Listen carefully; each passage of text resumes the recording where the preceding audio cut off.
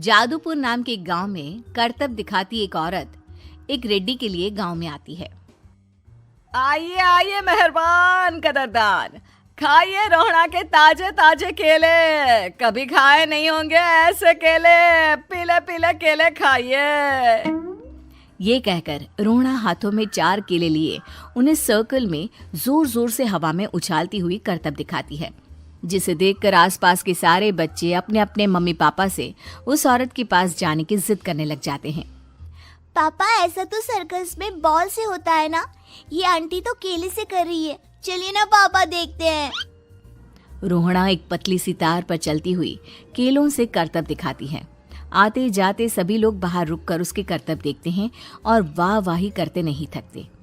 जैसे ही एक आदमी पास आकर उसे पैसे देने लग जाता है, तब वो कहती है, अरे नहीं नहीं साहब, मैं करतब तो बच्चों के मन को बहलाने के लिए करती हूँ। धंधा तो मेरा केले का है। पीछे देखो मेरी रिड्डी, जो भी मेरे केले खाएगा मेरी तरह चुस्त दुरुस्त और तंदुरुस्त हो जाएगा। पता चलता है क्या कि मेरी उम्र 55 की है। अरे पर ऐसे ठंड के मौसम में कोई केला क्यों खाएगा? ये ऐसे वैसे केले नहीं है साहब, ये शरीर में गर्मी देते हैं, ठंड को दूर भगाए। जो भी रोहिणा के केले खाए। पापा, अगर मुझे केले नहीं मिले तो मैं घर नहीं जाऊंगी। तभी उसके पापा कहते हैं कि बेटा, केले ठंड में कभी गर्मी नहीं देते। ये सब कहने की बातें हैं, सामान बेचने का तरीका है इनका। पर पिंकी नहीं मानती। मैं केले खाऊंगी। पिंकी की जिद के आगे नत्थू हार जाता है और उसे केले खरीद कर दे देता है। पिंकी खुश होकर केले घर ले आकर खाती है। अब मैं भी करतब करूंगी, कितना मजा आएगा। जादुई केले। पिंकी पहला केला खत्म भी नहीं करती कि वो बेहोश हो जाती है। दूसरे केले से एक काला धुआं आता है और रोहड़ा चुड़ैल बनकर बाहर निकल आती है। मेरे भूतिया केले बच्चे न खाए, ऐसा हो ही नहीं सकता। जादूपुर वालों, कब तक बचोगे? आ गई हूं मैं रोहड़ा, जिसका कोई नहीं कर सकता सामना।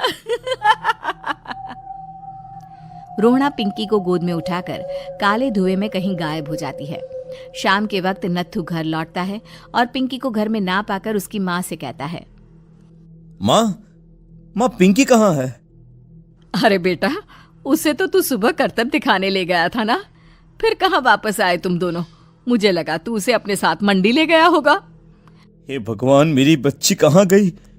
मैं उसे घर ही तो छोड़कर गया था माँ। नत्थू गांव के घर कोने में अपनी बेटी को ढूंढता है, पर उसे वो कहीं नहीं मिलती। परेशान होकर आखिर रो रो कर नत्थू हिम्मत हार कर घर लौट आता है।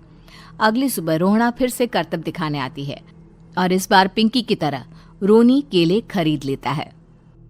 50 रुपए दिए थे पापा ने, सारे पैसों की मैंने केले खरीद लिए हैं। अब मैं भी आंटी की तरह ही करतबबाज बन जाऊंगा। यही सोचते हुए रोनी केले खाता है और पहला अकेला केला आधा खत्म भी नहीं करता कि चुड़ैल उसके सामने आ जाती है। मेरे साथ चलने का समय आ गया है रोनी। ये तो बस शुरुआत है। अब इस गांव के सारे बच्चे धीरे धीरे मेरे कब्जे में होंगे, एक बच्चा भी नहीं बचेगा। ये कहकर रोना रोनी को गोद में लेकर काले धुएं में अदृश्य हो जाती है। इसके बाद हर रोज गांव में से कोई ना कोई बच्चा गायब होता, पर ऐसा क्यों हो रहा है किसी को भी समझ में नहीं आ पा रहा था। रोज की तरह अपनी बेटी पिंकी की तलाश में नत्थू गांव के एक तालाब के पास बैठा रो रहा था। कहाँ गई मेरी पिंकी?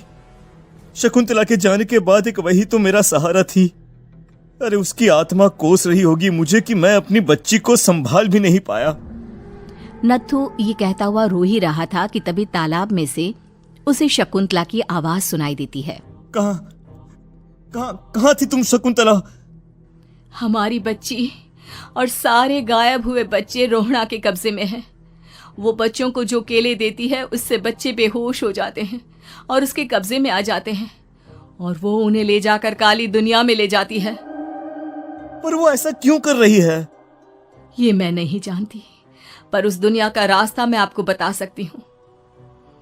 जहां ये नदी खत्म होती है वहां एक केले का पेड़ है, उसके नीचे एक दरवाजा है, वहीं से रास्ता जाता है उस दुनिया का। ये कहकर शकुंतला की आत्मा गायब हो जाती है। गांव के सभी लोग झुंड बनाकर उसी रास्ते से काली दुनिया में चले जाते हैं और वहां देखते हैं कि सारे बच्चे वहां काम कर रहे थे।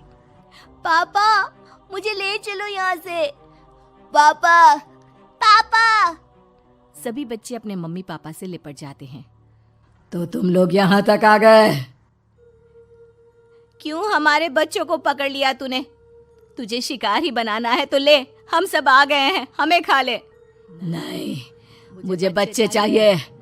मेरे बच्चे के बदले तुम लोगों के बच्चे। क्या मतलब?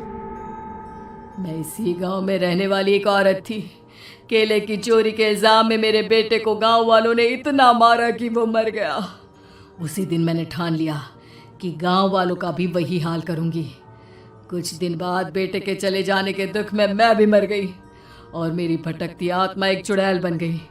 और फिर मैंने बदला लिया तुम सबके बच्चे छीनकर। बर्दाश्त नहीं कर पाए ना? सोचो मुझ पर क्या बीती होगी। हमें माफ कर दो रोना। पता नहीं ये किसकी गलती थी, पर हम सभी माफी मांगते हैं। हमारी खुशियां लौटा दो, तुम भी तो एक माँ हो। गांव वालों की बात सुनकर रोना का मन पिघल जाता है और वो बच्चों को छोड़ देती है। उसके बाद काली दुनिया बच्चों के लिए जादुई दुनिया बन जाती है। अब कोई भी कभी भी वहां